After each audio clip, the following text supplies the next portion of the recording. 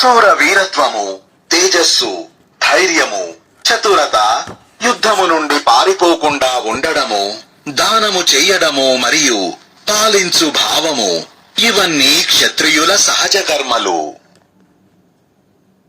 వ్యవసాయము చెయ్యడము, ఆవులను రక్షించడము మరియు వ్యాపారము చెయ్యడము ఇవన్నీ వైశ్యుల యొక్క సహజమైన కర్మలు. మరియు అన్ని వర్ణముల వారికి సేవ చెయ్యడము శూద్రుల యొక్క సహజ కర్మలు. తన సహజ కర్మలో నిమగ్నమైన వ్యక్తి పరమసిద్ధిని పొందుతాడు. తనవైన కర్మలలో నిమగ్నమైన మనిషి ఏ విధముగా సిద్ధిని పొందుతాడో నీవు నా నుండి వినుము. ఏ పరమాత్మ ద్వారా అయితే సమస్త ప్రాణులు జన్మిస్తాయో, ఎవరి ద్వారా అయితే సంపూర్ణ జగత్తు విస్తరించి ఉన్నదో, ఆ పరమాత్మను తన స్వాభావిక